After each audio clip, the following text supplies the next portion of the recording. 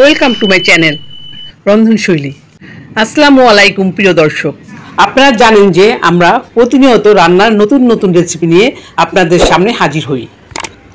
আজ আমি আপনাদের সাথে যে রেসিপিটি শেয়ার করব তার নাম হচ্ছে কাগজি লেবুর কাশ্মীরি আচার। তাহলে দেখা যাক এই রেসিপিটি তৈরি করতে আমি কি কি নিয়েছি। কাগজি লেবু 15টি, আদা কুচি কোয়ার্টার কাপ, শুকনা মরিচ 10-12টা, ভিনেগার 1.5 কাপ, লবণ স্বাদ মতো। তাহলে চলুন আমরা মূল রেসিপিতে চলে যাই। প্রথমেই লেবুগুলো ধুয়ে পরিষ্কার করে লেবুর উপরের সবুজ ছোলাটা আমি ফেলে দিচ্ছি। দর্শক দেখুন আমি কিভাবে ছোলাটা ফেলছি।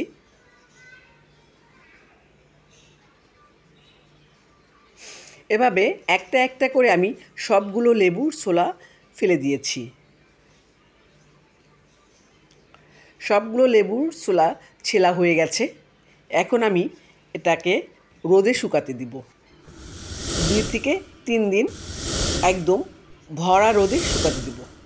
লেবুগুলো রোদে শুকানো হয়ে গেছে। এবার এরকম একটা এয়ারটাইট বয়ম নিলাম। প্রথমেই বয়মের মধ্যে আমি লবণ দিয়ে দিচ্ছি, একটু বেশি করে লবণ দিতে হবে। এরপর এর মধ্যে দিয়ে দেবো ভিনেগার। ভিনেগারের মধ্যে লবণ ভালোভাবে নাড়িয়ে ঝাঁকিয়ে ঝাঁকিয়ে মিলিয়ে নিচ্ছি। ভিনেগারের সাথে লবণটা আমি নেড়ে চেড়ে মিলিয়ে নিচ্ছি।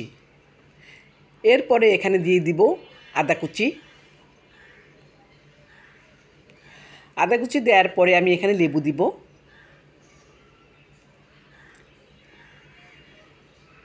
এরপরে এখানে আরও লেবু দিব। লেবুগুলো ভিনেগারের মধ্যে ডুবিয়ে নিচ্ছি। এরপর এখানে আবারও ভিনেগার দিয়ে দিব। ভিনেগারে লেবুগুলো সব ডুবে থাকবে। এরপর এখানে শুকনা মরিচ দিয়ে দিব। শুকনা মরিচটা একটু চেপে চেপে ভিতরে ঢুকিয়ে দিচ্ছি।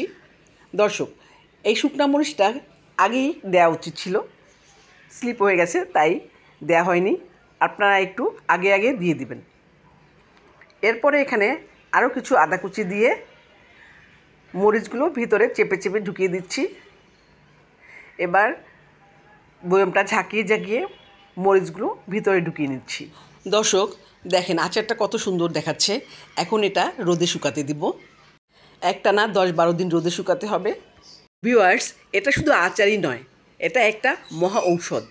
ভিউয়ার্স ভিডিওটি ভালো লাগলে লাইক, কমেন্ট, শেয়ার দিবেন। ধন্যবাদ সবাইকে, ভালো থাকবেন।